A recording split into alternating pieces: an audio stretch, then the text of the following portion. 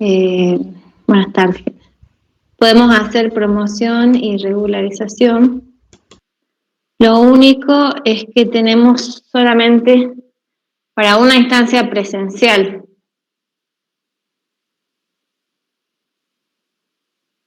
Para cualquiera de las dos. O sea que sí o sí para promocionar o regularizar tenemos que tener una instancia presencial. Bien. Entonces,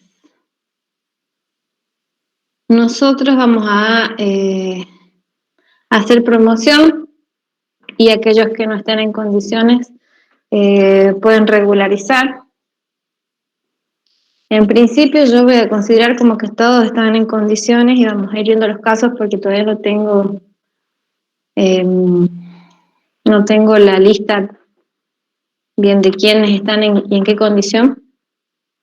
Aquellos que, sé que hay varios alumnos que están, bueno, de oyentes, no hay problema, ¿sí? De que estén. Y bueno, lo que sí es que vamos a tener entregas de trabajos prácticos, ¿no? Eso sí es importante porque si eventualmente nosotros no podemos tomar la presencialidad, van a tener que rendir los parciales de forma remota y una forma fácil de hacerlo es usando los software, entonces tienen que agarrar práctica. Aprovechen y háganle consultas a la profe Julia. Yo le pedí que este año no dé tanto las clases centradas en los software, sino las consultas un poco más en software, ya que vamos a tener un poco más largo el dictado este año que lo que fue el año pasado, muy comprimido. Así que bueno, no sé si tienen alguna pregunta, pero sí de cada trabajo práctico a ver que hacer una entrega. En esta primera unidad, que es el modelo de regresión lineal, vamos a ver hoy específicamente simple, ¿sí? Un modelo simple, ya vamos a ver a qué se refiere con simple.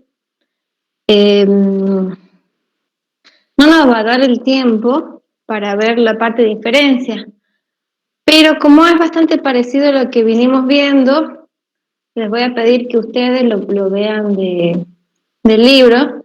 Si tienen dudas, utilicen los foros.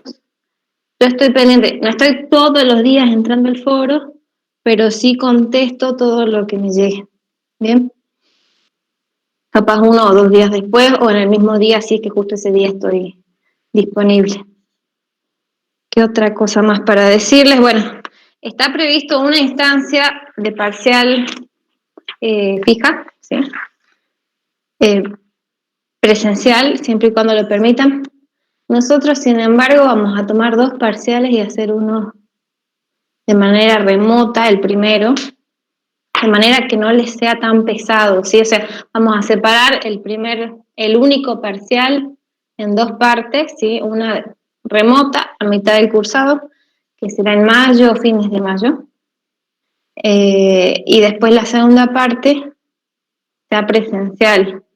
Se recuperará la parte desaprobada y bueno, después con sus flotantes, ¿sí? Entonces, solamente a los fines para facilitarles a ustedes, vamos a hacer así, ¿sí? Lo presencial sería la segunda parte de la materia.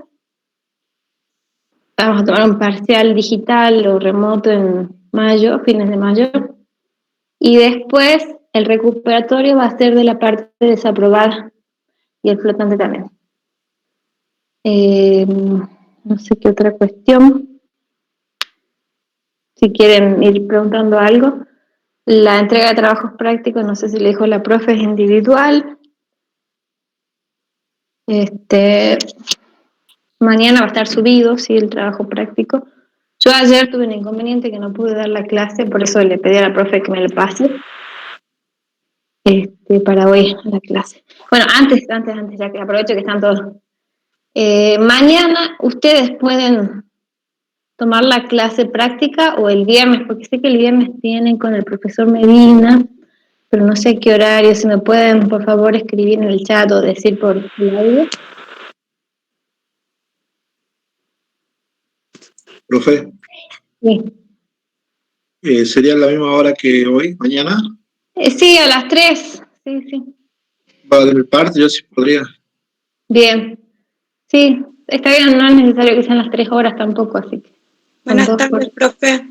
Puede ser Hola, el bien. viernes después de las 5, porque yo tengo historia económica 2, mañana a las 4, y el viernes desarrollo económico de 3 a 5. ¿Desarrollo económico de qué año es? De tercero también. ¿De tercero? Pero Bien. es la materia que da el profe Medina. Claro, de 3 a 5. Bien. Mariela, ¿vos después de las 5 tenés algo?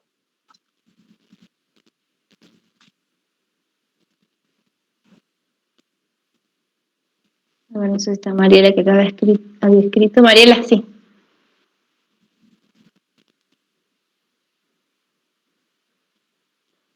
Pregunto, a ver, ¿pueden el viernes a partir de las 5 todos? Profe, Sí. el viernes tengo otra materia, yo no voy a poder a las 5, Bueno, pero igual se bien. puede grabar la clase. Sí, eso le iba a decir. Si la mayoría puede, lo haríamos el viernes a las 5 y queda grabada la clase y la subimos. ¿Alguien más tiene inconvenientes además de Diego para el viernes a las 5?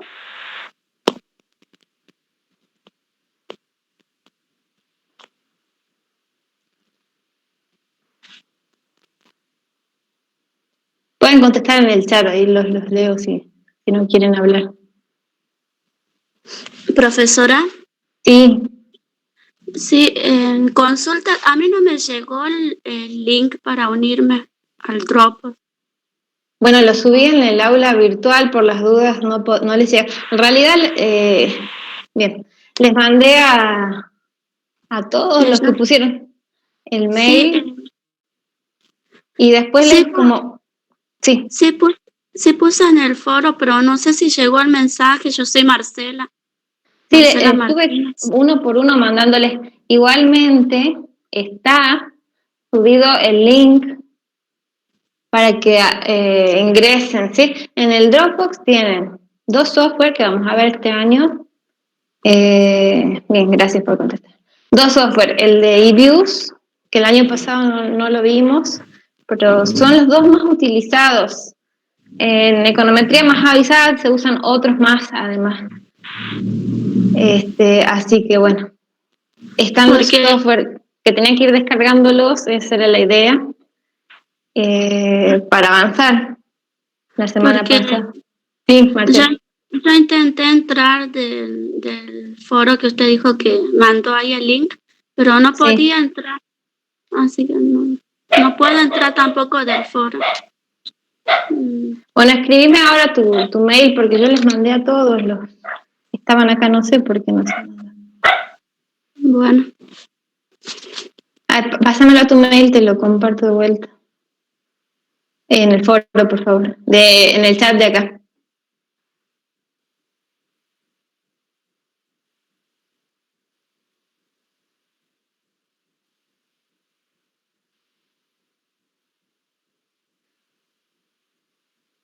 Marcela, escribí tu mail, por favor, así te agrego y continúo con la clase.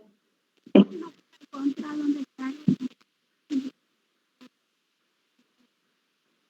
Mientras, si alguien tiene otra duda que quiera ir haciendo.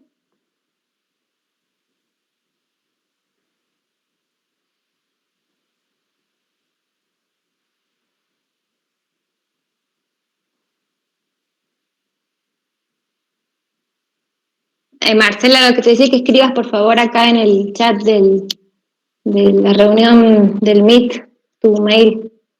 Así lo copio y te comparto.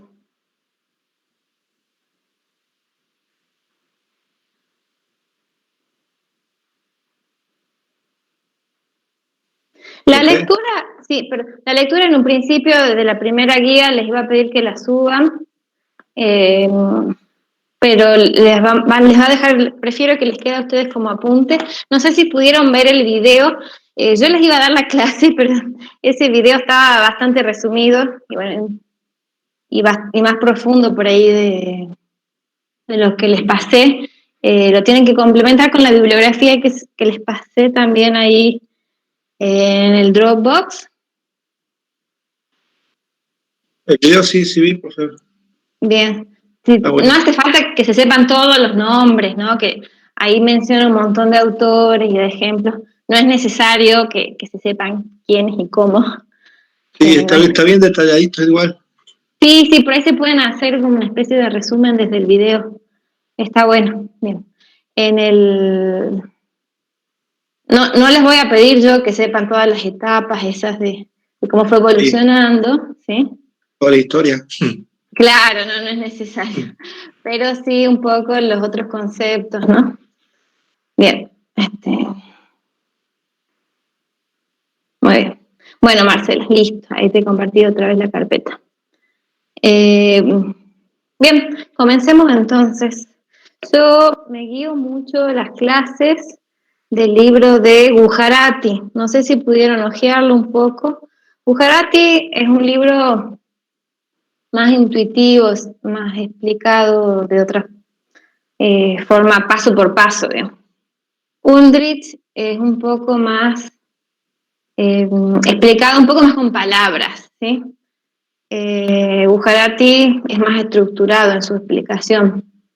Yo normalmente cuando preparo las clases, preparo de los dos y de otros libros que tengo para hacerlo más completo. Entonces mis clases no son para apunte, ¿sí?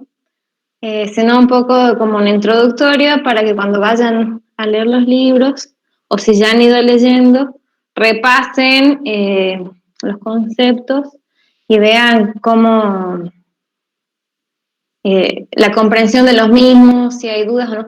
Por favor, usen los foros para preguntar. Yo creo que es una forma muy buena de ir llevando la materia.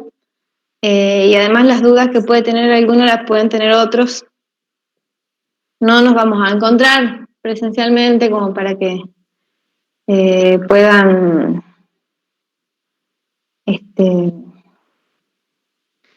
hacer las consultas, así que usen los foros, no tengan miedo, cualquier pregunta es bienvenida, no hay preguntas obvias, no hay preguntas tontas, así que bueno, arranquemos. Voy a poner a grabar la clase. Me voy a desconectar de la cámara, ¿sí? Para que no me interrumpa. Cualquier cosa si ustedes quieren hacer preguntas a la medida que vamos avanzando. No va a ser una clase muy larga, es más que nada introductoria del concepto y nos va a organizar un poco en la materia. Si quieren ir haciendo preguntas, pueden detenerme, me dicen profesora, y preguntan o escriben en el chat. Por ahí puede ser que me demore en verlo porque estar compartiendo pantalla. ¿Bien? Bueno.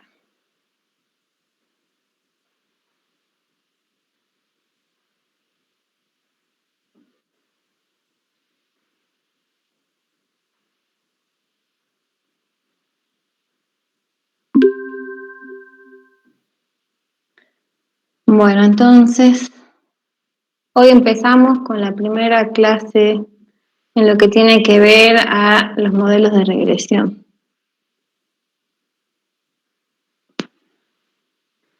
Y vamos a arrancar,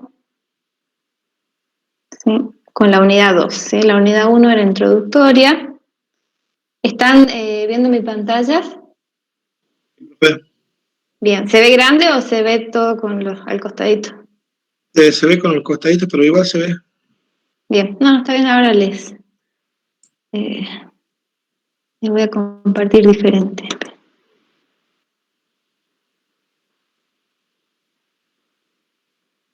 Ahora sí. Bien, entonces vamos a ver el modelo de regresión lineal general, que un poco ya lo vimos en estadística, pero de una forma muy, muy básica. Bien, entonces, ¿de dónde surge este modelo de regresión lineal? ¿Sí? Empezando por la metodología que usa la econometría para hacer sus investigaciones. Los que han leído un poco y han visto el video de la clase pasada, ¿sí?, de la unidad 1, la introductoria, tenemos que Espera un segundito. Tenemos que la metodología de la econometría se basa en 8 puntos. Esto está sacado de la bibliografía de Bujarati. Planteamiento de teoría o hipótesis. La hipótesis brindada por lo que dice la teoría económica. Especificación del modelo matemático. ¿Se acuerdan que veíamos en la clase pasada teoría económica, que era imprescindible? Había que contar con un modelo matemático que respalde esa teoría, ¿sí? Una especificación de un modelo econométrico o estadístico. Ya vamos a ver cómo se diferencia del matemático. La obtención de los datos necesarios, ¿sí? Son datos reales. La estimación de los parámetros de este modelo, ¿sí? Del modelo del punto 3. Prueba de hipótesis, y acá viene la parte de inferencia estadística, que es tan importante como la estimación misma, ¿sí? Como todos los pasos anteriores en realidad. Pronóstico o predicción, ¿sí? Que es para qué estimamos los parámetros, ¿sí? ¿Para qué nos sirve hacer esa estimación? Porque nosotros queremos hacer predicciones o pronósticos y a eso finalmente utilizarlos en fines de control o fines de políticas. Bueno, ahora nosotros vamos a ver específicamente la especificación del modelo econométrico o estadístico de la teoría. No nos vamos a centrar en la obtención de datos, sí le vamos a pedir a algunos prácticos que trabajen, por ejemplo, con las encuestas permanentes de hogares.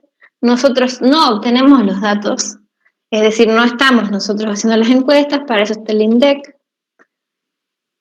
Y todos los datos que vamos a usar no van a ser recopilados por nosotros, ¿sí? Vamos a usar de otras fuentes. Entonces, vamos a hacer uso de la teoría económica, ¿sí? No nos vamos a centrar en la teoría económica, para eso están las demás materias de la carrera, ¿sí? Vamos a especificar el modelo econométrico y luego estimamos parámetros, siempre hacemos su prueba de hipótesis y luego podemos usar para pronóstico o predicción. El punto 8 de fines de control o de política se tiene que ver con un trabajo posterior, ¿sí? Depende para qué estemos haciendo. Bueno, entonces, planteamiento de teoría o hipótesis. Por ejemplo, nosotros podemos tener la función de demanda, ¿sí? La función de demanda que la han visto en microeconomía, perdón, donde decíamos que la cantidad demandada de un bien es una función de otras variables, ¿sí? Del precio de ese bien, ¿sí? Yo voy a demandar más, si el precio de un bien sube, demando más cantidad o demando menos cantidad. Acuérdense que la demanda tiene una pendiente decreciente. A medida que el precio sube, la cantidad demandada disminuye. Entonces, decimos que la variable de precio tiene una relación inversa con la cantidad demandada. Los precios de los sustitutos, precios de bienes complementarios, el ingreso personal o familiar y cualquiera otras variables que estén incluidas dentro de la función de demanda, como puede ser la edad, los gustos personales, en algunos casos están las razas, ¿sí? Puede estar un montón de otras cuestiones incluidas acá. Entonces, la función de demanda que surge del planteamiento de teoría de hipótesis nos dice que nuestra variable de interés, la cantidad demandada, se relaciona o está en función de una serie de otras variables, que estas variables explican la cantidad demandada. ¿Bien? Y también la teoría nos dice cuál es la relación, así como veíamos que a mayor precio, menor cantidad, relación negativa. Si aumenta el precio del sustituto, ¿qué pasaba con la cantidad demandada? ¿Se acuerdan? Precio del sustituto aumenta, cantidad demandada aumenta. Precio del complementario aumenta, cantidad demandada disminuye. Ingreso aumenta, cantidad demandada aumenta. Y así podemos seguir con cada uno de nuestros factores explicativos. Entonces, ¿quién nos dice qué variables entran en la función de demanda? Es la teoría económica, así como también nos dice cuál es el signo que debe tener la relación entre cada uno de las distintas variables y la variable de interés, ¿sí? O dependiente. Pero la teoría no nos dice cuál es la forma que tiene esa relación. Para ello aparecen, acá tenemos, esto es una relación de causalidad, ¿sí? ¿Cuál causa? Que el precio causa la cantidad demandada, el ingreso es una causa y esto es un efecto de la cantidad demandada.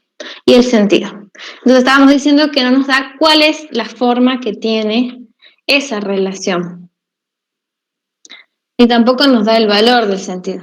Y para ello aparece el modelo matemático. El modelo matemático simplemente es una ecuación, ¿sí? Donde tenemos acá nuestra variable, en este caso sería la cantidad demandada, y tenemos las otras variables explicativas de la cantidad demandada.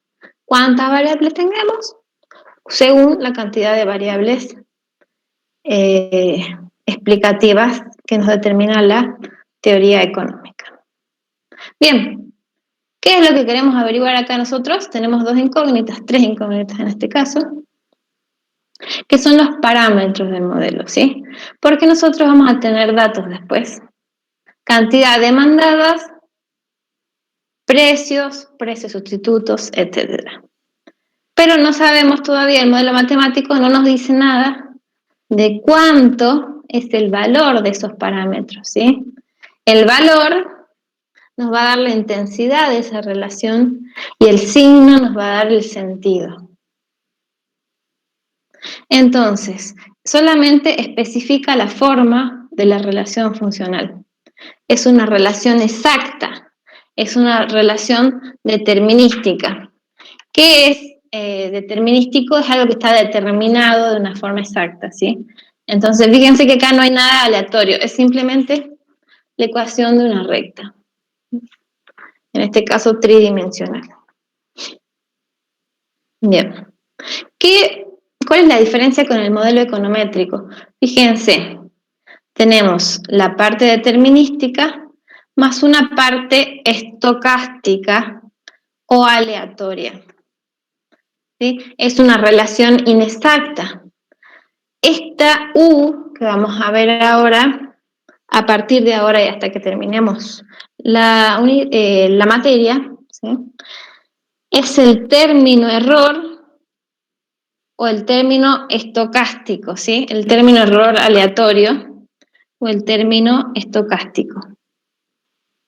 Es una variable aleatoria. Fíjense que ahí viene la parte de inexactitud. Cuando tenemos una variable aleatoria, estamos hablando de que tiene una distribución de probabilidad. Conocida o no, pero tiene una probabilidad, entonces no es exacta. Al haber una probabilidad, ya no es exacta, ¿sí? Una probabilidad igual a 1 sería exacta, pero al haber una distribución de probabilidad, ya no. Entonces decimos que la relación es inexacta y es un proceso estocástico. Entonces el modelo econométrico va a tener una parte determinística, que es como vimos acá, dada por el modelo matemático, más una parte estocástica o aleatoria, ¿sí? Es el término de perturbación o error aleatorio también se puede decir. Error estocástico también está permitido. Y eso es lo que nosotros vamos a ver como modelo de regresión lineal. ¿Tienen alguna pregunta? Lo pueden hacer en cualquier momento. Bueno, entonces teníamos acá el modelo econométrico ya planteado en el punto 3, ¿sí? Donde determinamos nuestra variable aleatoria. Luego está la obtención de datos, ¿sí? Nosotros simplemente nos vamos a referir a la fuente.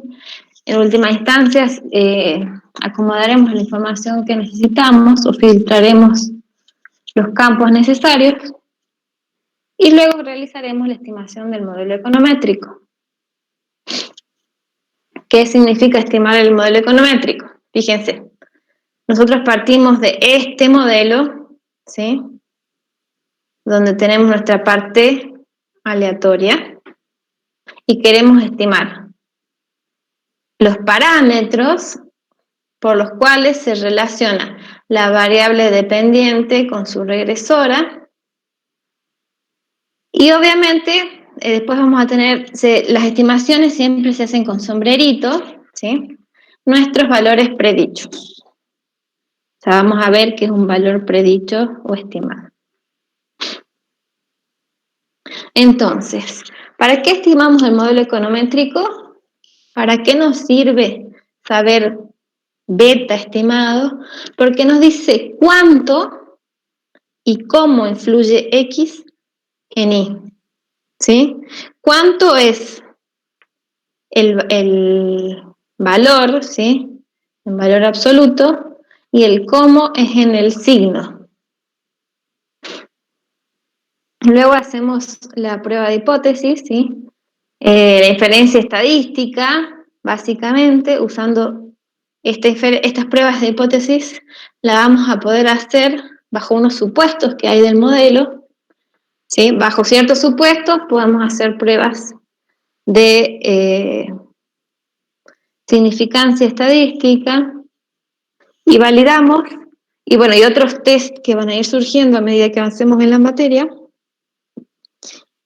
y validamos en base a los datos muestrales, ¿sí? Validamos la teoría económica en base a los datos muestrales. Bueno, y finalmente está la proyección o predicción de nuestra variable de interés. Acuérdense que todo esto lo hacemos porque nosotros queríamos saber cuánto es la cantidad demandada, ¿sí? Estamos estudiando, supónganse que estamos trabajando en una empresa de servicios o una empresa de producción de bienes y queremos saber, en base a distintos aspectos, cómo se viene la venta para este año. ¿Cuál sería la cantidad demandada para los distintos valores que tienen las demás variables explicativas? Bien, ¿vamos hasta ahí? Sí, profe. Bien, gracias. Yo cada tanto les voy a preguntar porque no sé si se escucha o me quedé sin señal, como hablo, y en una de esas me quedo, no sé, se me corta internet y yo sigo hablando. Bueno, entonces, volvamos. ¿Qué era el modelo de regresión lineal? Un modelo de regresión lineal simple es cuando nuestra variable dependiente Y, que es nuestra variable de interés, está explicada por una sola variable explicativa o independiente, ¿sí? También se dice un modelo de regresión lineal de dos variables. ¿Por qué son dos? Porque Y es una variable y X es otra. Nosotros queremos estimar la relación entre esas dos variables. En cambio, en un modelo de regresión lineal múltiple intervienen varias variables explicativas a la hora de determinar Y. ¿Bien? Fíjense que como estamos acá ya en econometría, decimos que Y, nuestra variable de interés, es función de las variables explicativas y de un término de error estocástico. ¿Bien? Que también aparece acá. Bien, ¿cómo le decimos en esta materia a Y? Variable dependiente, ¿sí? Variable explicada, variable predicha o variable regresada, ¿sí? Porque vamos a estar en una regresión. Entonces, si esta es la regresada, las variables explicativas son las variables regresoras. Las predictoras son variables independientes, también se puede decir variables exógenas, ¿sí? Ahí. Y también le vamos a decir más, lo que usamos comúnmente es variable explicativa. Variable predicha y predictora se utiliza un poco más en otro tipo de ciencias, como más que nada las biológicas, ¿sí? O ciencias más exactas. Ciencias donde podemos hacer experimentos controlados. En nuestro caso, como se trata de una ciencia social, nuestros experimentos son muy difíciles de realizar porque estamos tratando con humanos. Bien. Entonces, sigamos. Un modelo de regresión lineal general, ¿sí? Es la estimación o predicción de la media poblacional de la variable dependiente y, acuérdense que una media también se calculaba con el operador de esperanza matemática condicionado a los valores fijos de las variables explicativas. No se asusten que ya vamos a ver a qué se refiere eso. ¿Sí? Es condicional a x igual a algo, ¿sí? Y igual a algo. Bien. Veamos un ejemplo de una regresión lineal simple donde tenemos una sola variable explicativa. Vamos a ver, por ejemplo, el gasto, los ingresos semanales, ¿sí? Es nuestra variable explicativa, nuestra variable independiente, y explica a la variable dependiente gasto semanal. Entonces, los ingresos semanales de los hogares determinan los gastos en alimento de esos hogares. ¿Cómo nos dice qué es la teoría? La relación que tienen entre ellos. ¿Cuál causa a cuál? Bueno, se supone que el ingreso determina cuánto consumo yo en alimentos por semana y no que el consumo de alimentos determina mi ingreso semanal. Bien, entonces la teoría nos dice que el gasto semanal es una función del ingreso semanal. ¿Cuál es la relación que nos dice la teoría económica? Una relación positiva. A medida que el ingreso aumenta, el consumo también aumenta. Bien, entonces nosotros vamos a poner en los ejes, siempre que tengamos que hacer gráficos, en el eje de las abscisas, en el eje de las X, ¿sí? Vamos a tener siempre a las variables explicativas. Y en el eje de las ordenadas, vamos a tener siempre a las variables, siempre va a ser una variable, ahí, la variable dependiente, ¿bien? Cada puntito que vemos nosotros acá son datos. Entonces yo tengo ingresos de 80, de 100, 120, etcétera, hasta 260. En este caso eran dólares por semana. Y también tengo cuánto gastó esa familia. Todas las familias que gastaron 80 dólares por semana, que tuvieron un ingreso de 80 dólares, tengo cuánto gastaron, ¿sí? Y vamos a ver que no todas las familias que ganan 80 dólares por semana gastan lo mismo, ¿bien? Lo mismo va a pasar acá, fíjense. Los que ganan 140 dólares por semana, no todos los que ganan 140 consumen, ¿sí?, el mismo valor semanal en alimentos. Entonces, ¿qué es lo que hace nuestra regresión? Nos da un valor esperado, ¿sí? Que es, acuérdense que era un valor esperado, era un promedio poblacional, dado un nivel de ingreso. Entonces, para cada ingreso nos da un promedio esperado, una media esperada, una esperanza matemática, ¿sí? El valor esperado es la esperanza matemática. Entonces, para cada valor que pueda asumir X, que es la condición, si condicionado a un ingreso, la regresión poblacional, que está representada por esta curva, ¿sí?, nos da para ese nivel de ingreso nos da el promedio esperado. Eso es lo que nos hace la regresión, ¿sí? Los análisis de regresión.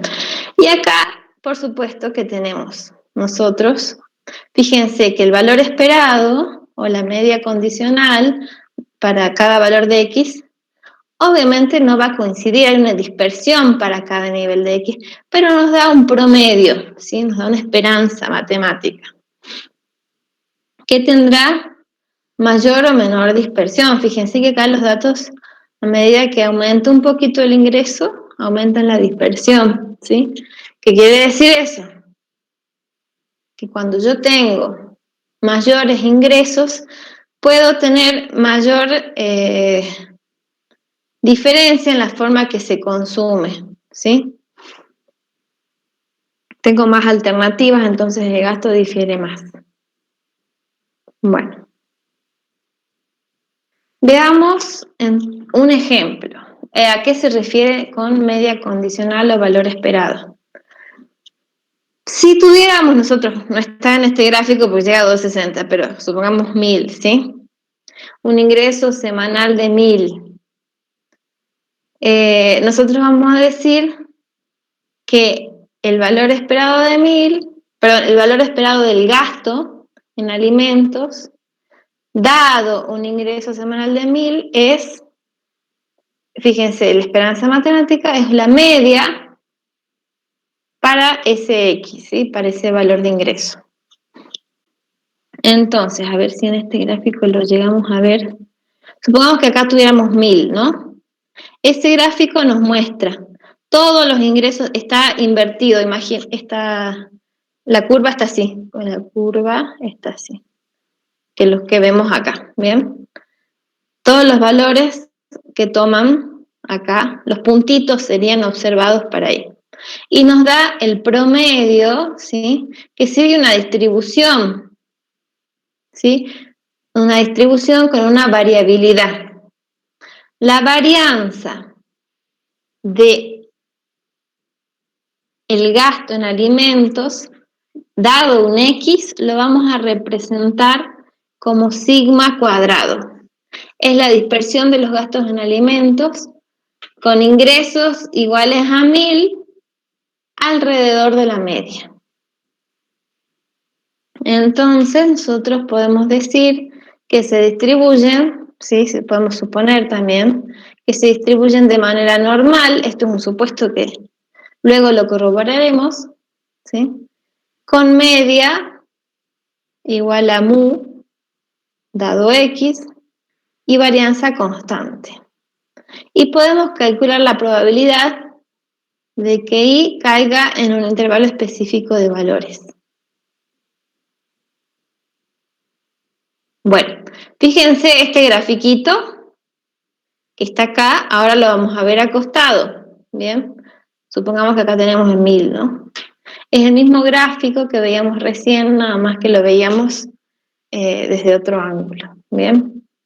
Y acá tenemos, entonces, la recta, esta esperanza de Y dado X es simplemente una recta, ¿sí? Ya vamos a ver la fórmula.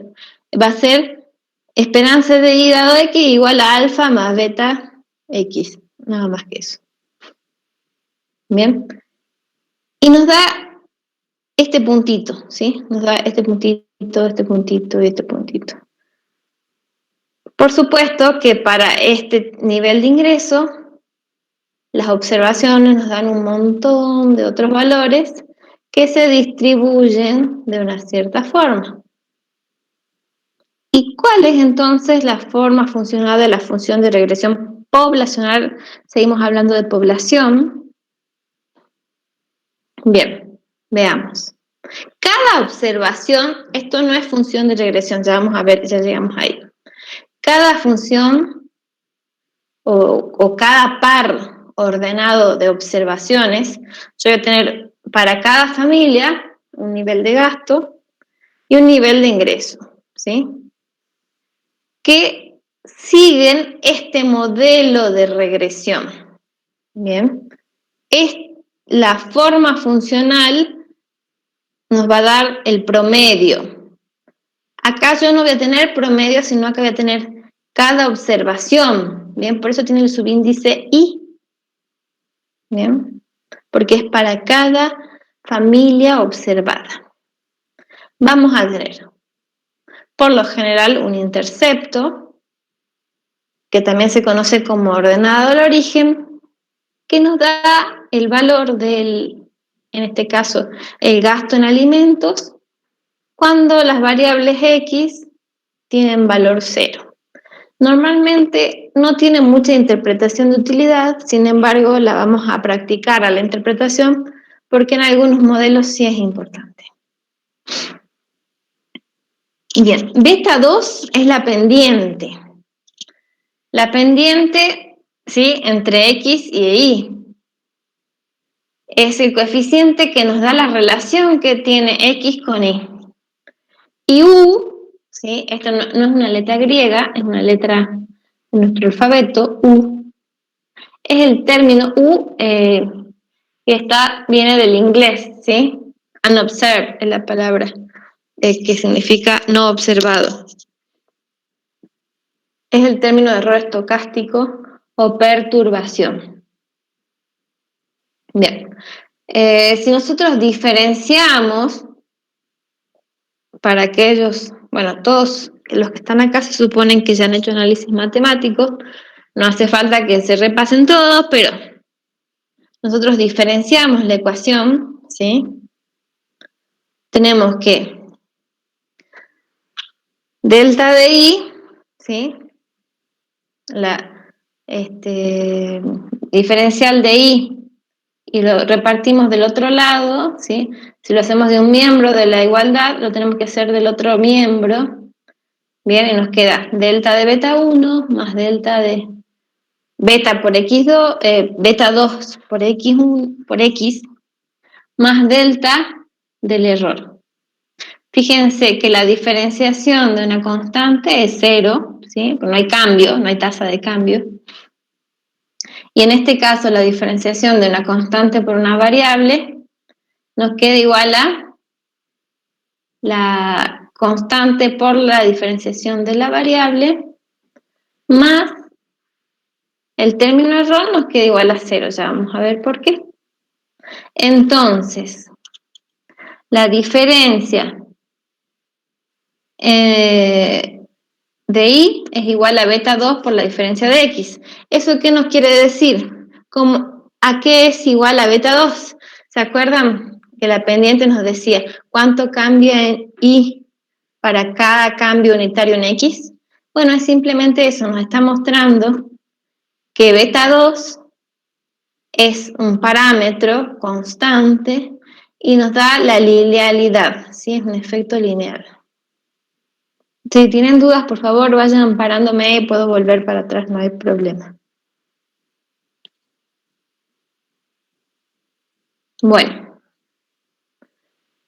un modelo de regresión poblacional entonces nos dice que cada observación se determina como un intercepto, perdón, una ordenada al origen o intercepto, más la pendiente por X, más el término de error estocástico. La función, yo les decía que era distinto el modelo de regresión a la función de regresión poblacional, es la esperanza matemática, ya no es el valor de la observación, sino es el promedio. Acuérdense, es el promedio. Nosotros teníamos acá el puntito rojo, que es donde estoy dejando el cursor, es I.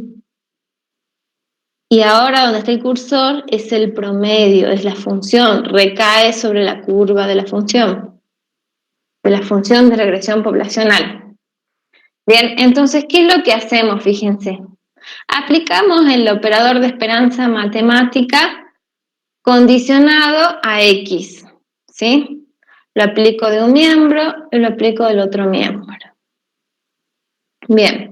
Esa es la forma de encontrar la función, el promedio. Si yo digo la esperanza matemática de Y, es la esperanza matemática de su función. ¿Bien? La esperanza matemática condicional a X, y hacemos lo mismo del otro lado. Fíjense. La esperanza de una constante es la constante misma.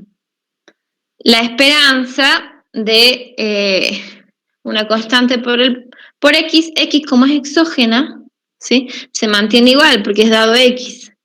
Y luego la esperanza del error dado X es igual a 0. Fíjense acá, y esto es muy importante y esto es clave porque nos sirve para encontrar después nuestras estimaciones de beta 1 y beta 2.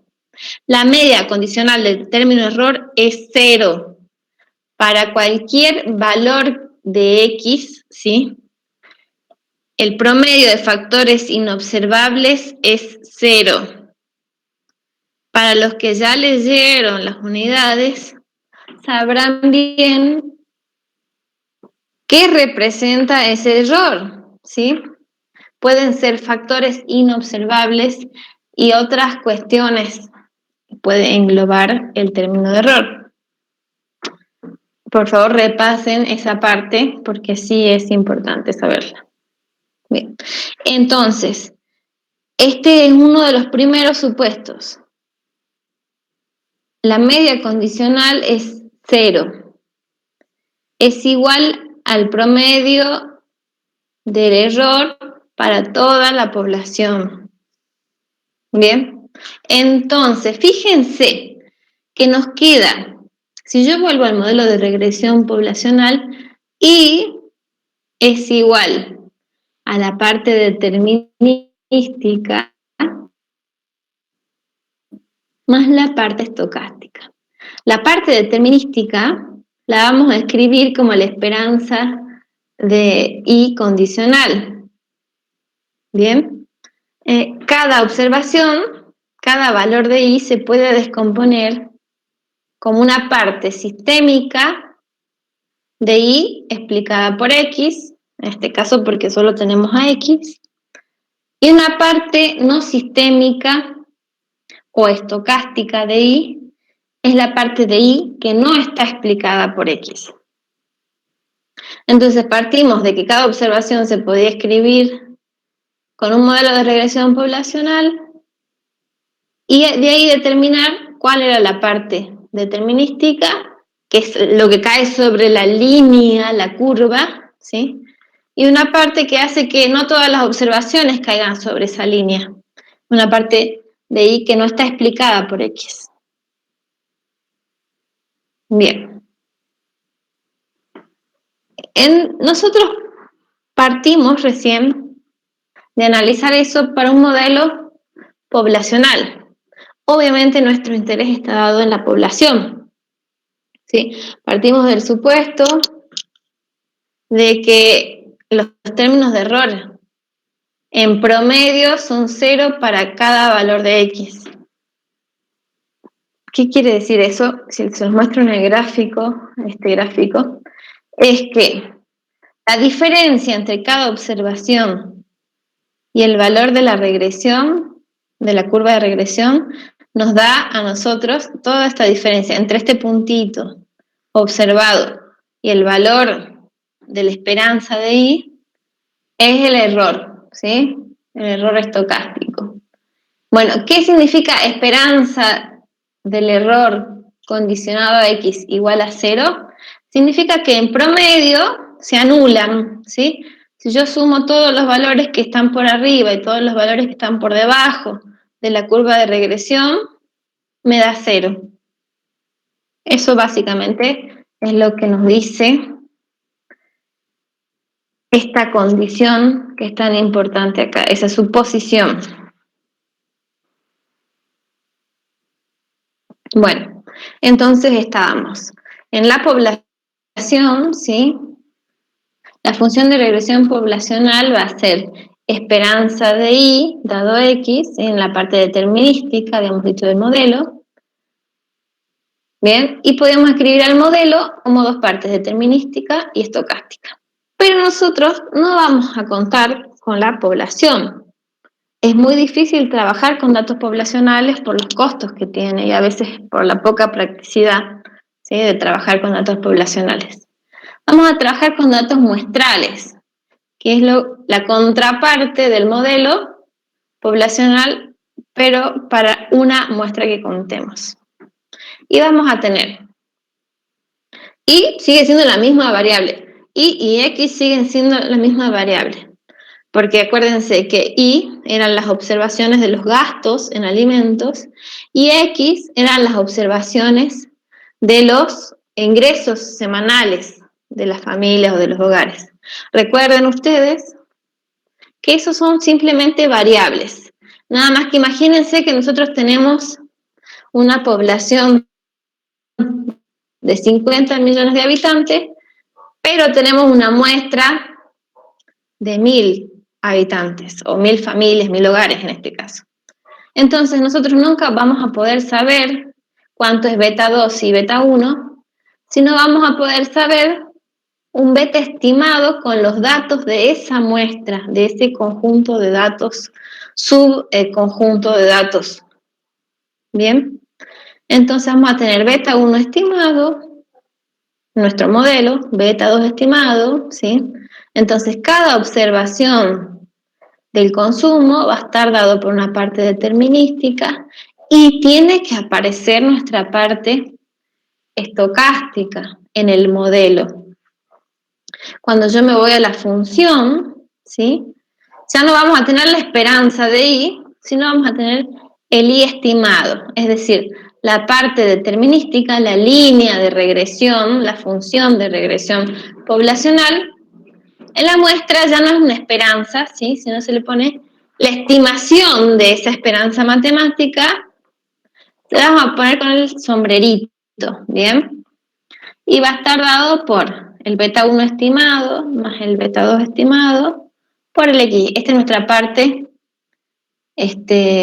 determinística o funcional de la muestra.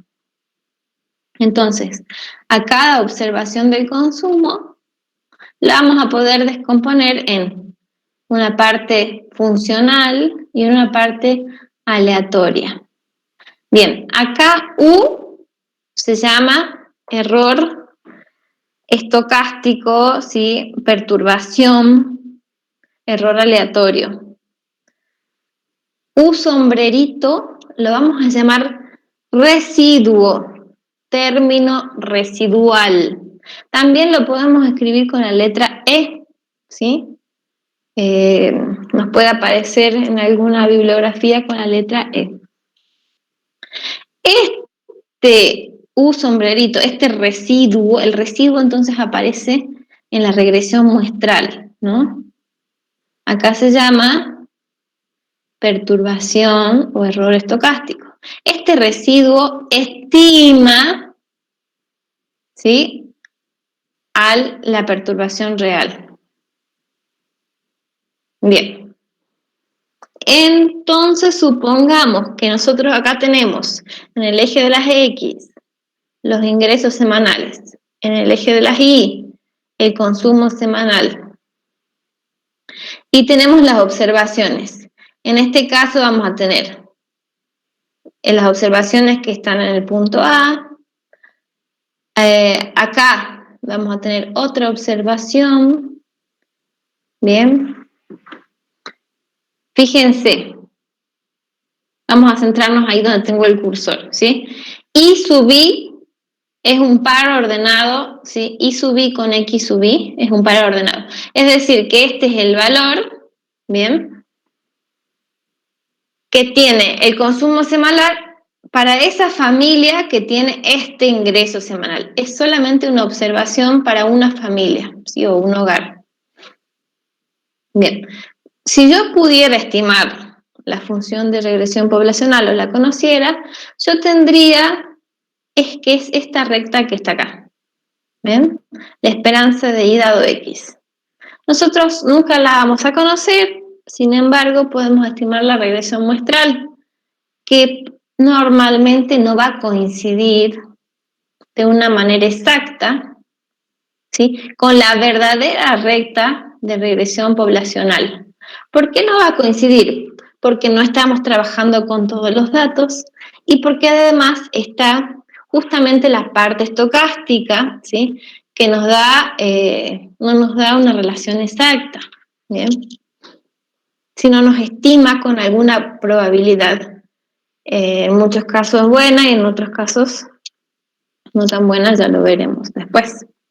Fíjense, la diferencia entre el valor observado de I y el valor esperado, es decir, el que cae por la función de regresión poblacional, es lo que llamamos perturbación, ¿sí? Entonces, el U sub I, la perturbación de esa observación, es igual a el valor de I menos el valor esperado de I.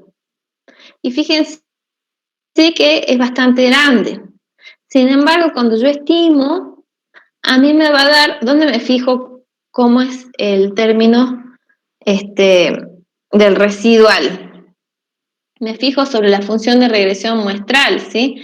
Y digamos que nos cae sobre esta línea punteada la regresión muestral. Entonces, la diferencia entre el valor observado de I y su valor predicho, ¿bien?, nos va a dar el residuo. Fíjense que en este caso, el estimador del término perturbación es nuestro residuo, es más chico que el verdadero valor no observado. De hecho, nunca lo vamos a observar. Sin embargo, lo podemos estimar, ¿sí? Y en este caso, fíjense que no coinciden. Entonces, no es una relación exacta. Justamente por eso es que es estocástica. Bien. Y nosotros así, a medida que vamos haciendo con diferentes muestras, vamos a tener diferentes funciones de regresión muestral. Cuando la única verdadera o la real es la poblacional. Para cada muestra podemos tener distintos tipos de funciones de regresiones muestrales. Bien. Y está bien, tenemos, lo ideal sería conocer beta 1 y beta 2. Fíjense cómo está puesto acá en la ecuación. Se refiere a la población. No la vamos a conocer nunca, y ya hemos dicho por qué. Bien, entonces, ¿qué tenemos que hacer? Usar una muestra. Bien. ¿Y cómo estimamos? ¿Qué procedimiento usamos para estimar? Sí, hemos visto ahí en estos gráficos, ¿sí?, cómo son las rectas, pero ¿cómo escribimos? Porque claro, nosotros tenemos beta 1, beta 2, pero ¿cómo lo calculamos? ¿Cómo los estimamos? ¿Qué usamos? Porque nosotros vamos a tener los datos de X y de Y, es decir, vamos a tener los pares de observaciones de X y de Y. Cada familia, cada hogar nos va a dar un par de observaciones. Pero ¿cómo llegamos a saber cuánto es el beta 1 sombrero, el beta 2 sombrero y el Y sombrero, ¿sí?, el que nos da el valor de la recta, el promedio? Bueno, para eso está lo que ya conocen o les debería sonar como método de mínimos cuadrados ordinario. Existen otros métodos también, como el método de máxima verosimilitud, que también se lo usa bastante en la econometría, pero vamos a usar el de mínimos cuadrados ordinarios, que es el más común, el más usado. Y tal vez un poco el más simple. Bueno. ¿Vamos bien hasta ahí? ¿Tienen alguna duda que quieran preguntar? Así vuelvo. Si no, no, profe. Sí. No, profe. Bueno, si no yo sigo avanzando, ustedes me frenan tranquilo. Bien. Entonces partimos, acuérdense que vamos a estimar una función de regresión muestral, no contamos con los datos poblacionales. Lo primero que tenemos que hacer es escribir la relación que tiene cada dato observacional de Y y de X, ¿sí? Va a tener un intercepto, una pendiente y un residuo. Bien. Si nosotros habíamos dicho que la función de regresión muestral era la parte determinística, ¿sí?, podíamos llamarle como Y sombrerito o Y predicho. Bien. Es el Y estimado. ¿sí? El que nos da el puntito. Fíjense que acá, en esta ecuación, no hay nada que nos dé una aleatoriedad. Es una relación exacta, es una recta, ¿sí? Una recta exacta. Más allá que todavía no conozcamos los coeficientes. Bien, si yo digo que y sombrero es la parte exacta, entonces, fíjense, yo reemplazo en esta ecuación por y sombrero, ¿bien? Y luego despejo el residuo. Entonces, al residuo, yo lo puedo calcular como el valor observado, ¿sí? El valor observado del par ordenado de información que tengo, menos el valor predicho por la función de regresión muestral. Bien. O lo puedo despejar de acá, ¿bien? Yo quiero, porque mínimos cuadrados ordinarios trabaja sobre residuos, ya vamos a ver cómo. Despejo de los residuos de acá, fíjense, y me queda que es igual a I menos su parte determinística, o explicada por X. Bien, ¿qué hace entonces el mínimo cuadrados ordinario? Trabaja con los residuos al cuadrado, ¿bien?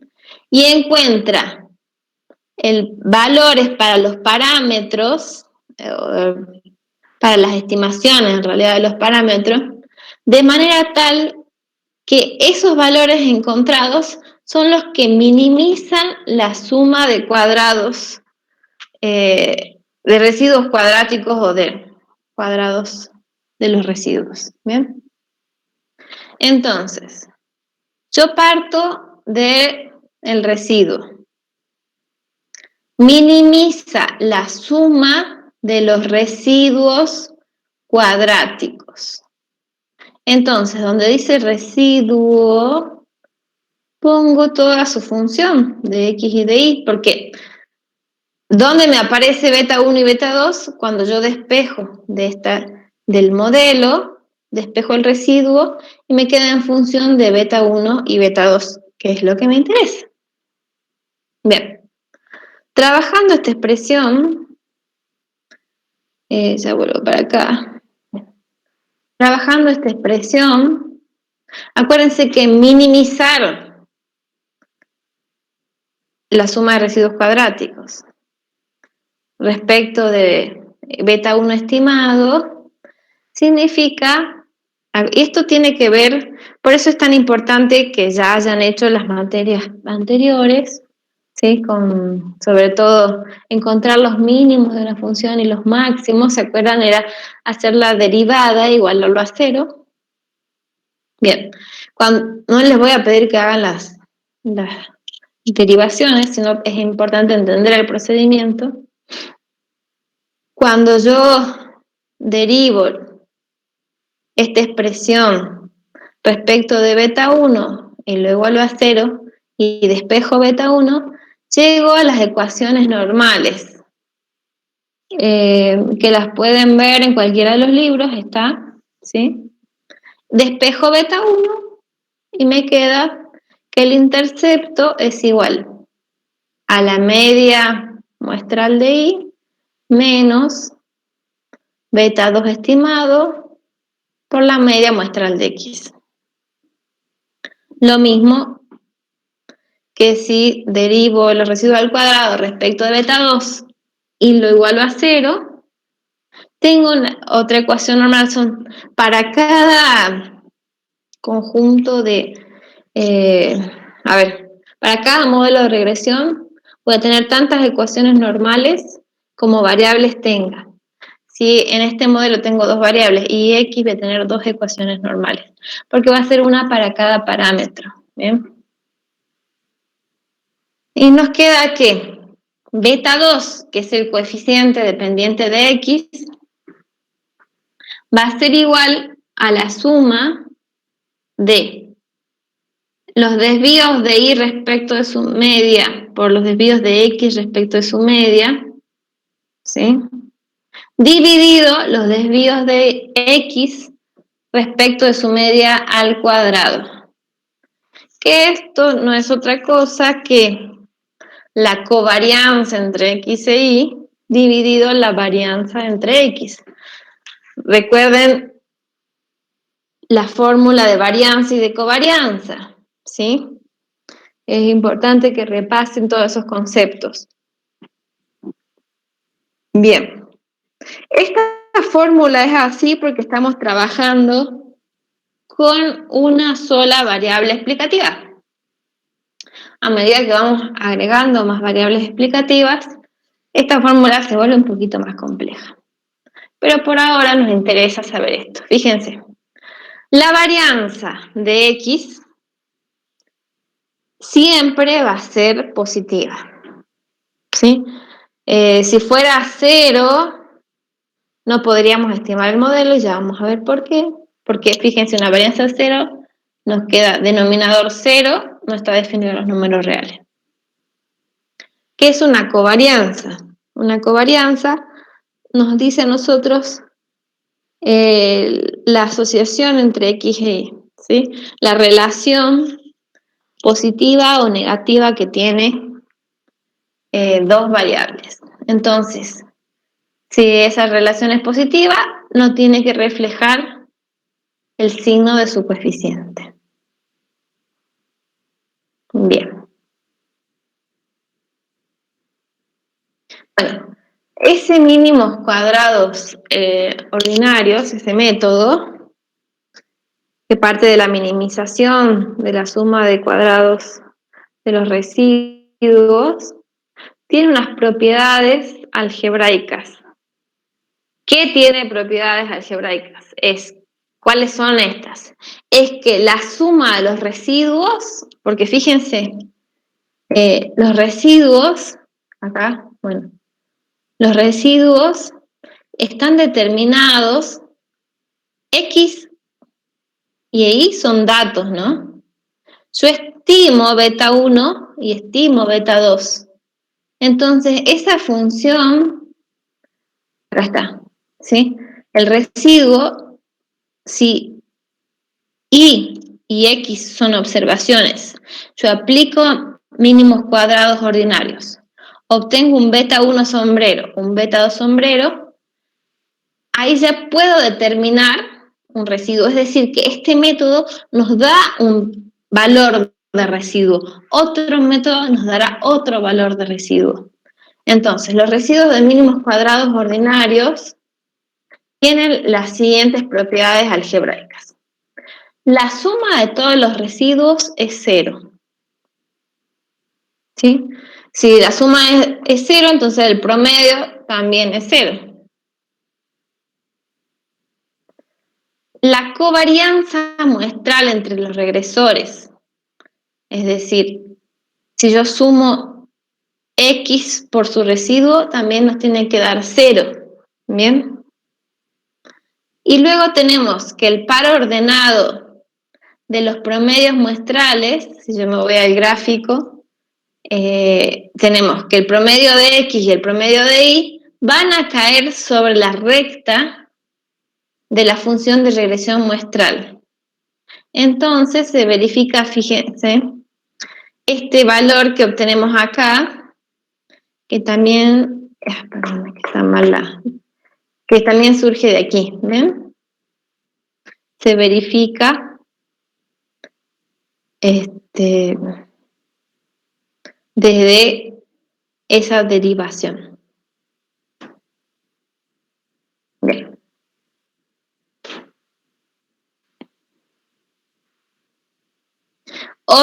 La cuarta propiedad algebraica es que, como la esperanza de los residuos es 0, entonces la esperanza de Y esto surge de acá, ¿no?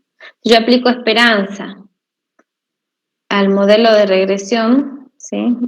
Muestral, esperanza de Y es igual a la esperanza de Y sombrero más la esperanza de los residuos.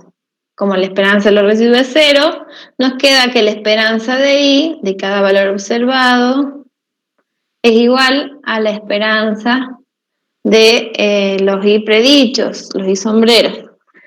Puesto de otra forma, el promedio muestral de Y va a ser igual al promedio que nos arroja la función de regresión muestral de valores de I. Eso se puede verificar en los ejercicios que tienen en la práctica. Y luego tenemos que los valores ajustados de I sombrero y los residuos tampoco están correlacionados. Bien. Entonces, teniendo esas estimaciones, voy a volver un poquito al gráfico para un segundito.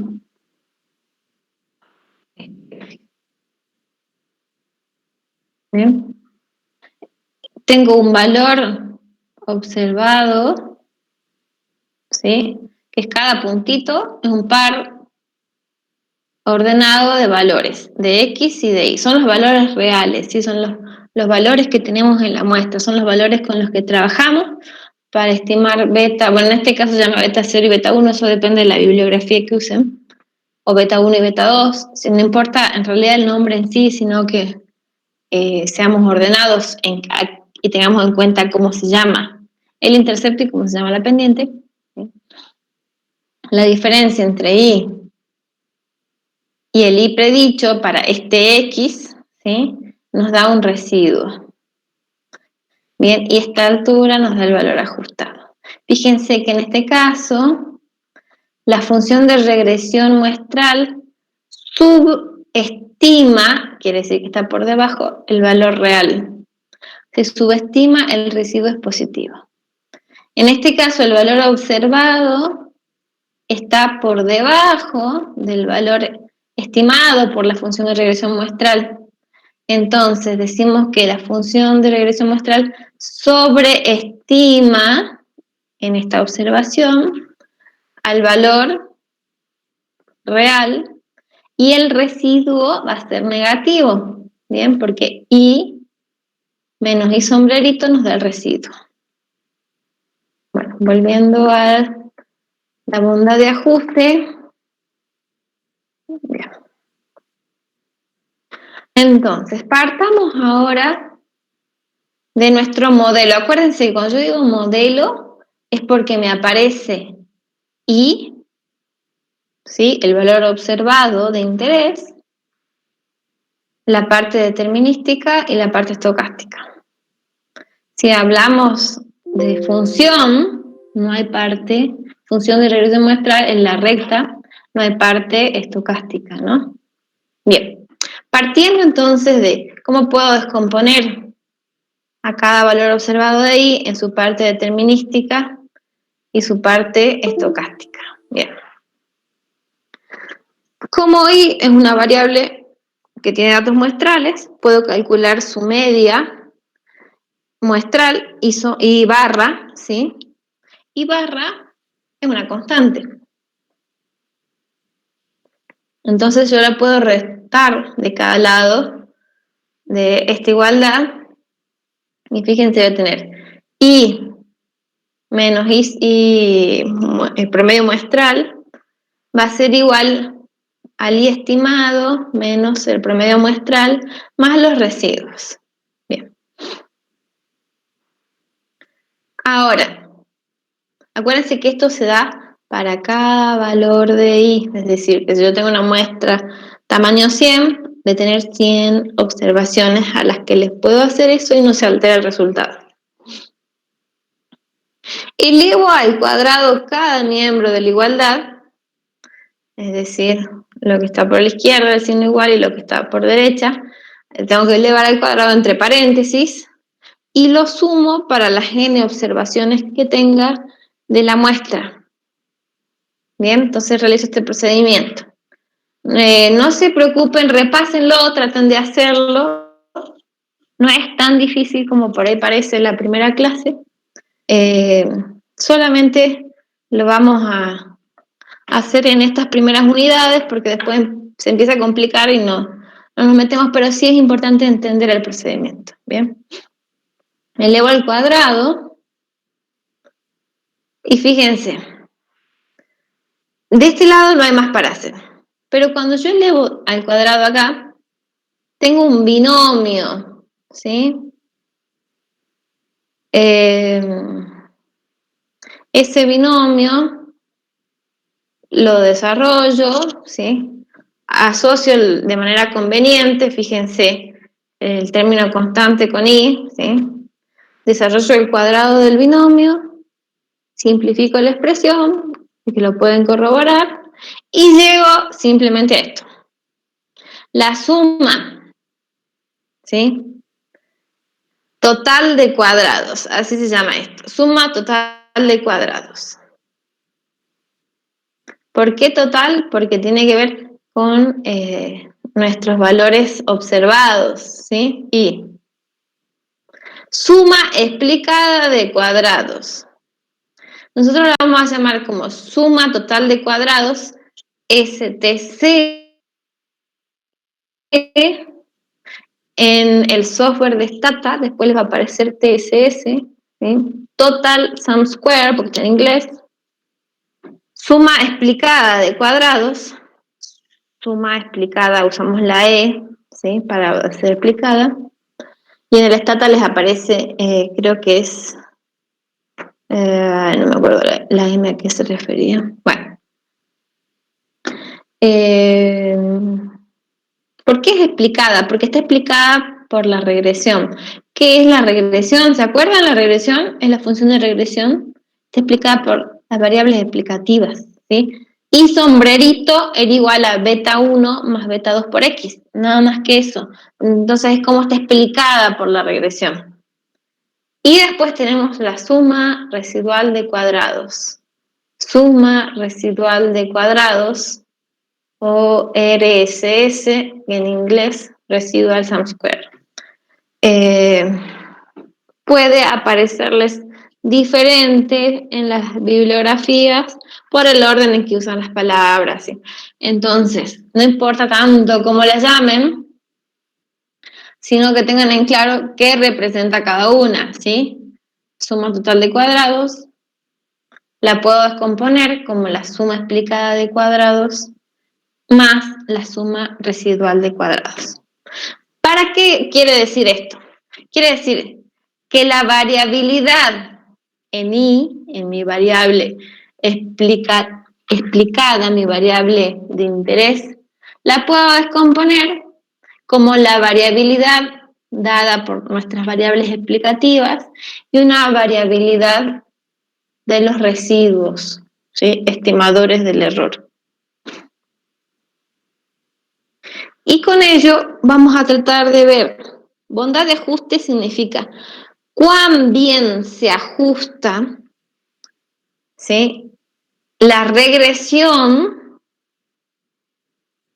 a los valores observados, ¿sí? Es una bondad de ajuste. Cuán bien, cuán cerca están los valores predichos por la función de regresión muestral a los valores observados. Mientras más cerca estén estos dos valores, más chico tiene que ser nuestro residuo, ¿bien? Entonces yo descompongo la variabilidad observada en la variabilidad explicada y la variabilidad no explicada por el modelo de regresión. Para ello vamos a usar nuestro coeficiente de determinación, que también lo conocen, ¿sí? Está dado cuando son modelos simples, quiere decir con una sola variable explicativa, podemos usar R minúscula, R cuadrado minúscula. Y cuando son modelos de más de una variable explicativa, usamos la mayúscula, ¿sí? El R cuadrado mayúscula. Bien, hoy, perdón. No se asusten, vamos paso por paso. Esto es como llegamos acá. Paralelamente les puse los nombres. Fíjense, acá está en fórmula a la izquierda y acá está en nombre a la derecha. La suma total de cuadrados, que la descomponíamos como la suma explicada de cuadrados, más la suma de residuos de cuadrados. Si yo divido miembro a miembro por la suma total de cuadrados, bien, voy a tener suma total de cuadrados dividido suma total de cuadrados igual a 1. Suma, acá tengo explicada de cuadrados sobre suma total de cuadrados más suma de residuo cuadrado sobre suma total de cuadrados. Acá está con sus siglas. Bien. Y sigamos simplemente a esta expresión que tenemos acá. Bien. Lo que está en violeta es lo que conocemos como coeficiente de determinación.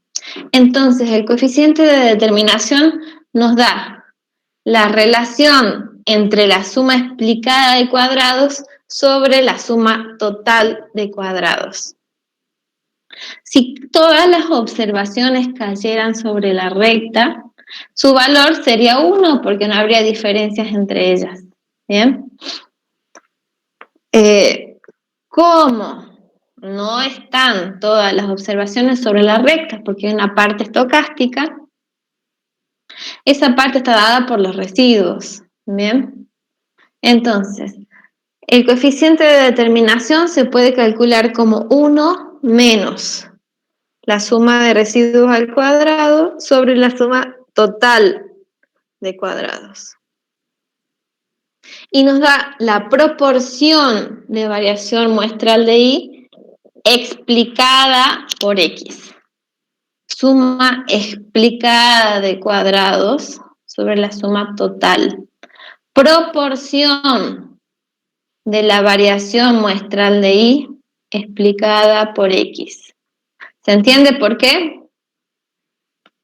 Fíjense, el denominador, lo que está en violeta, es la suma total de cuadrados. Variabilidad total de Y. La proporción de esta variabilidad explicada por X.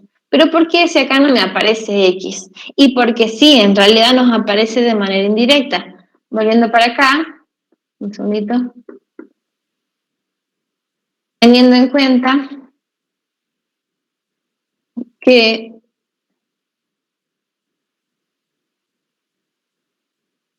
Y sombrero, ahí está. Y sombrero, ¿sí? Es explicada por X, fíjense. Esto es lo que es cuando yo le resto y barra, sumo todos los valores al cuadrado, nos da acá la suma explicada. Entonces, la parte explicada es la función de regresión muestral. No sé si se entiende. A ver. Viendo acá. Bien. Entonces, este Y sombrero, acuérdense que es una función de X, una función determinística de X, nuestra función de regresión muestral, que está explicada por X, por nuestras variables explicativas. Bien. Entonces, ya tenemos nosotros nuestro coeficiente de determinación, que lo vamos a analizar en cada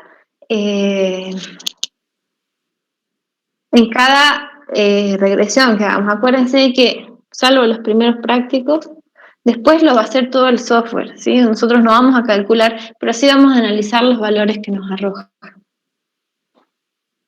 Es un valor que va a estar entre 0 y 1, ¿bien? Si está cercano a 0, X explica muy poco la variabilidad que tenemos en Y.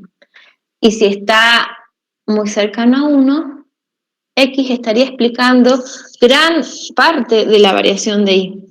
Entonces, mientras más cercano a 1, es porque tiene un mejor ajuste, ¿sí? La regresión a los datos reales.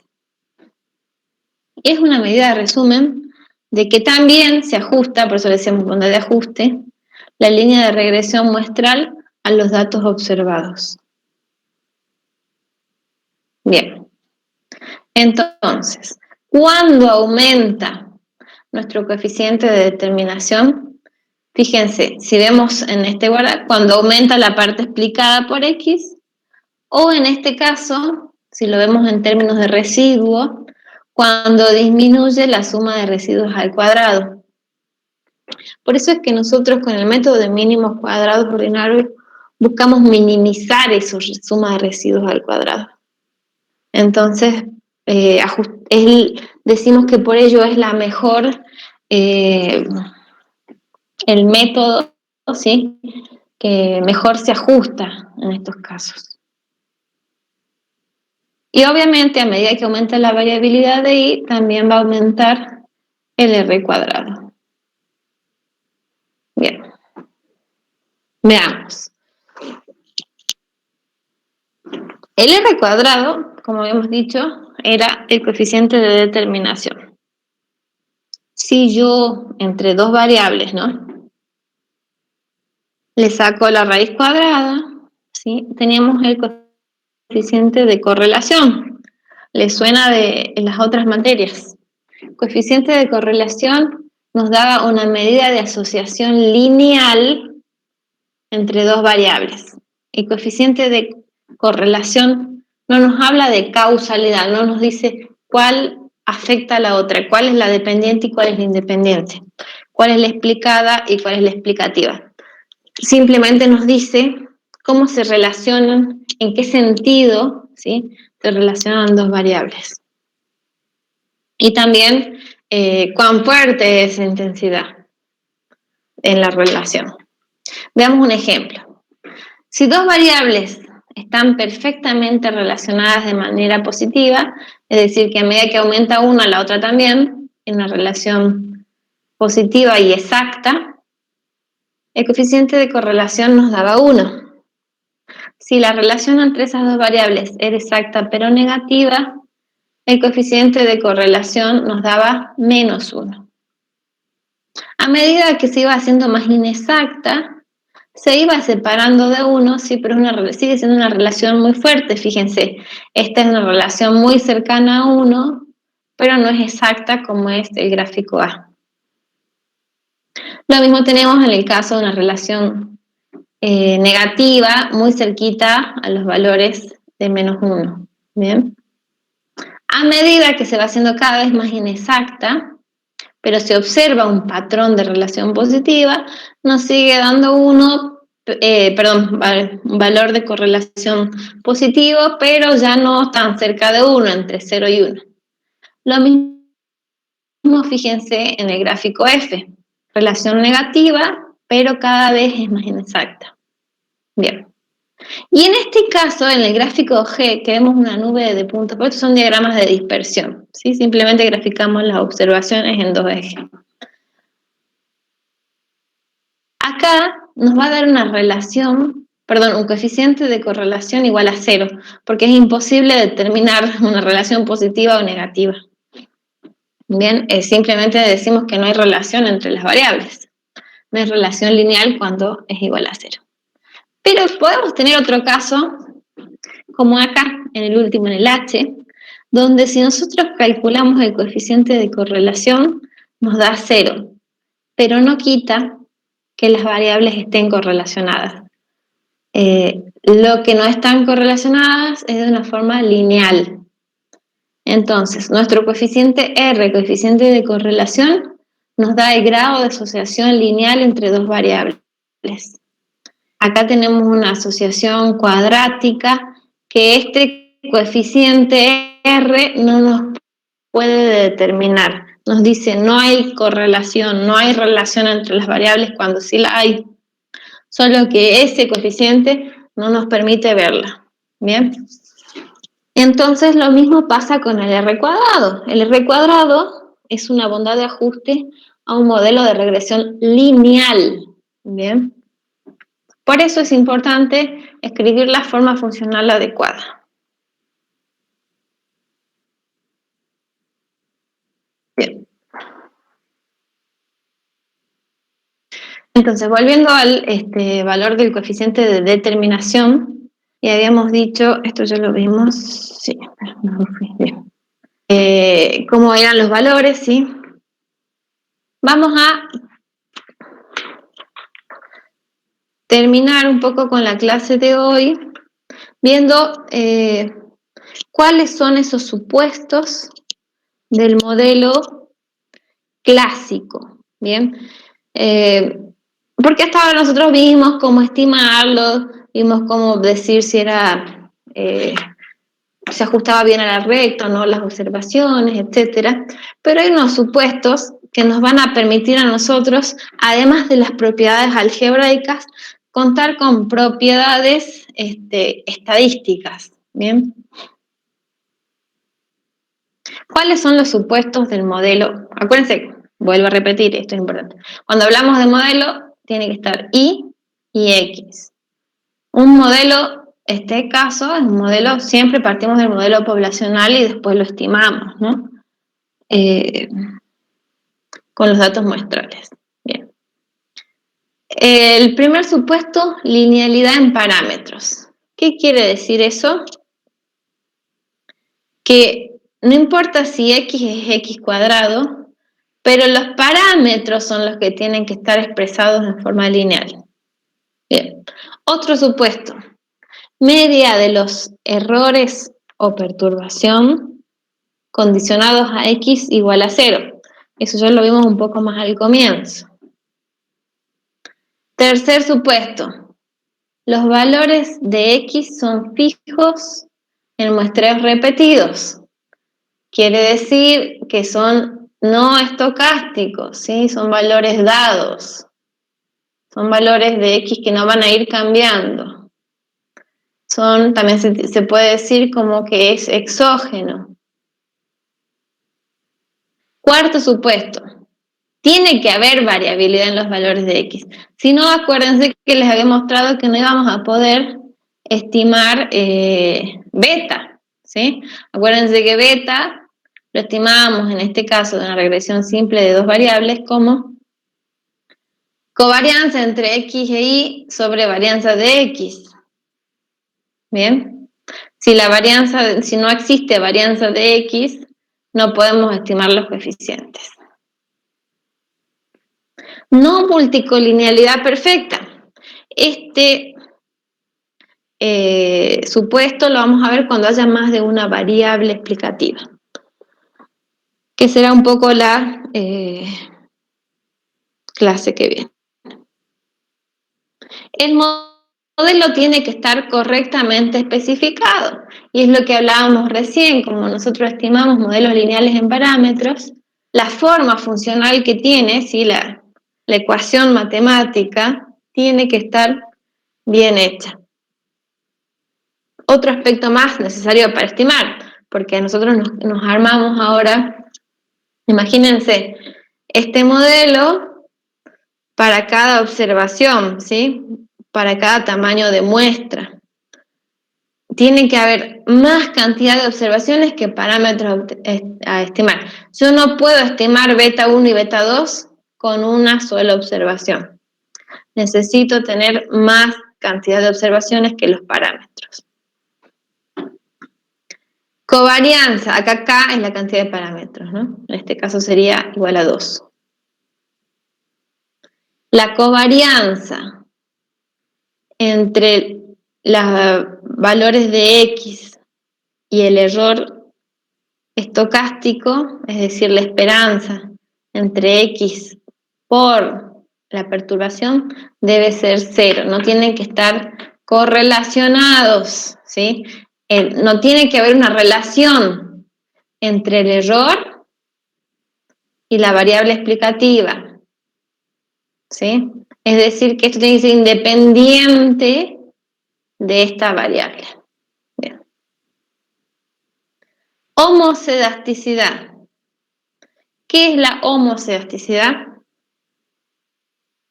Es la varianza del error dado X constante para todo Y. A ver, que no sé si me puedo ir mucho más para atrás.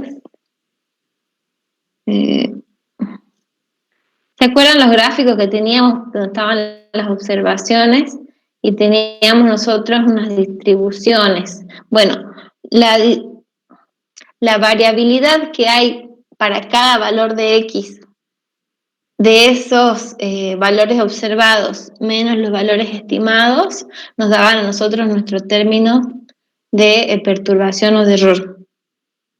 No puede haber distintas distribuciones del error para cada valor de X, acuérdense que es condicional. Bien. No, ya lo vamos a ver con mayor detalle, no se asusten ahora si no entienden en todos los conceptos. no autocorrelación. ¿Qué es la autocorrelación? Esto tiene que ver con los errores y se da más que nada en series de tiempo, ¿sí? Un error o una perturbación no puede estar correlacionada con una perturbación de otro momento. Bueno, ¿qué es lo que vamos a ver en esta materia? Las primeras 2 unidades tienen que ver con la estimación. Todas las otras unidades básicamente tienen que ver con violaciones a estos supuestos, ¿sí? Cuando nosotros no se cumplen alguno de estos supuestos, ¿sí? Obviamente no variabilidad, el 4, eso nunca no va a poder ser porque si no, no podemos estimar, pero sí vamos a ver cuando hay multicolinealidad, modelos mal especificados, qué pasa cuando está correlacionado el error con las variables regresoras, qué pasa cuando, si no hay homocedasticidad, se dice cuando hay heterocedasticidad, cuando la varianza no es constante para cada valor de X, y cuando existe autocorrelación. Bueno, todos esos demás aspectos son los que vamos a ver en las demás unidades. Así que bueno, un poco la presentación de hoy era terminar con esto, lo único que nos faltaría, que lo retomamos la clase que viene, es ver cuáles son las propiedades estadísticas, ¿no?, que tenemos con los estimadores de mínimos cuadrados ordinarios, que no es otra cosa que son los MELI, que ya lo han visto, tanto en estadística como en estadística inferencial. Mejor estimador lineal insesgado. Hemos visto estimadores que era el insesgamiento, ¿sí? Y bueno, que sea mejor significa de varianza mínima, igual lo vemos con más detalle en la clase que viene. Para no seguir mareándolos, vamos a ver, ¿tienen alguna duda que quieran plantearla ahora?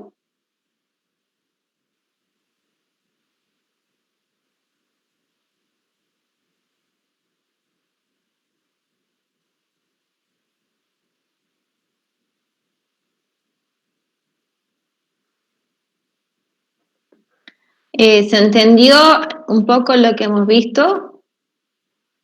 ¿Quieren que explique alguna otra partecita? ¿Siguen ahí?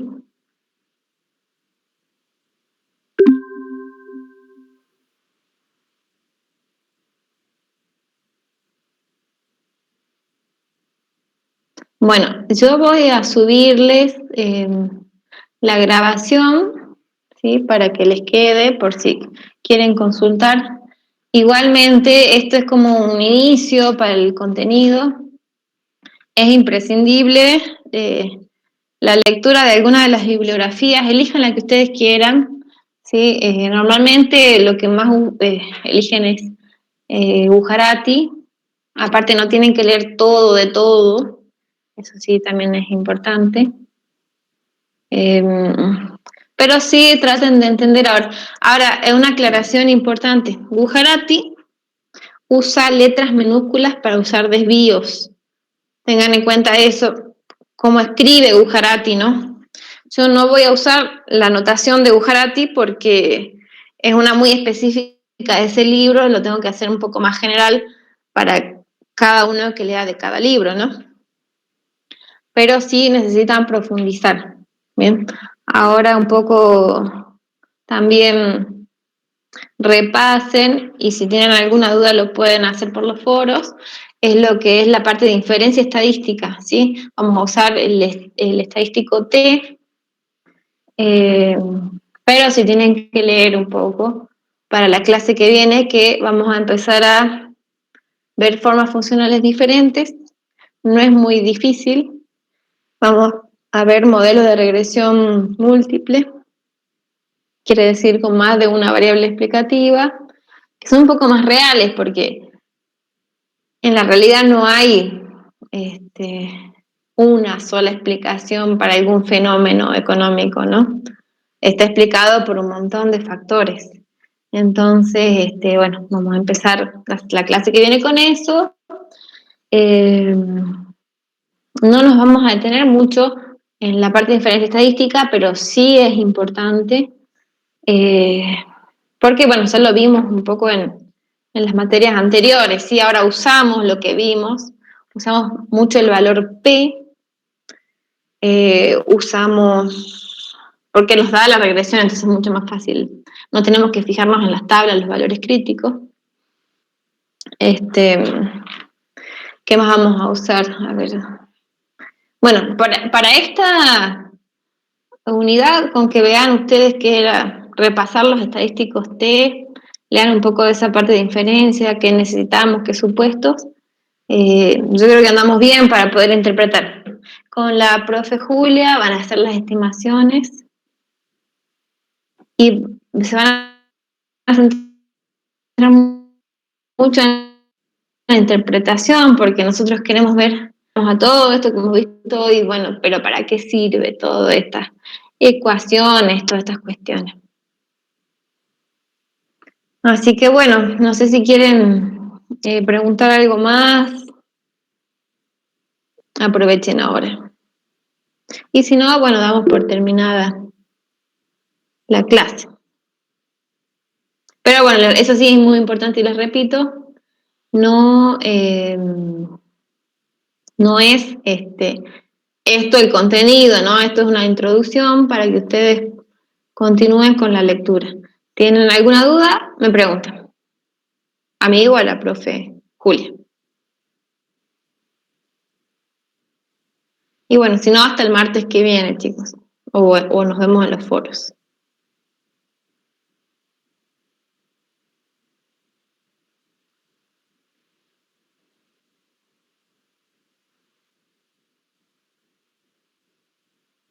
Bueno, para el examen final, para aquellos que no regularicen, perdón, que no promocionen, es teórico. Bueno, dependiendo de las circunstancias, será presencial o remoto. Si ustedes ya no rendirían la parte práctica, aunque puede ser medio teórico, práctico, no muy difícil, sino para relacionar contenido. No le vamos a pedir que calculen algo, sino con software en el final. Sí, por ejemplo, los excepcionales le pedíamos porque no pudimos evaluarlos en otras instancias. Pero ahora sí vamos a tener parciales y se va a evaluar práctica con algo de teoría básica. Y bueno, para todos aquellos que vayan a promocionar también se va a evaluar teoría. Y también para todos los que quieran aprobar la materia, ya sea como regular o promoción, sí o sí tienen que presentar los trabajos prácticos, todos, ¿sí? No vamos a pedir que presenten los trabajos prácticos completos, pero sí 2 ejercicios o 3 seguro.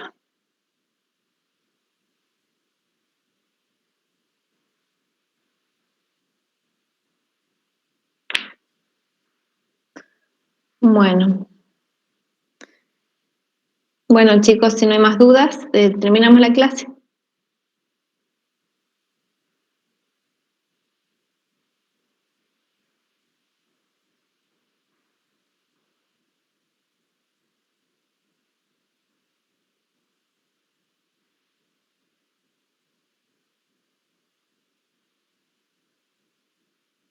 Hasta luego. Nos vemos, profe. Nos vemos. Sí, Belén.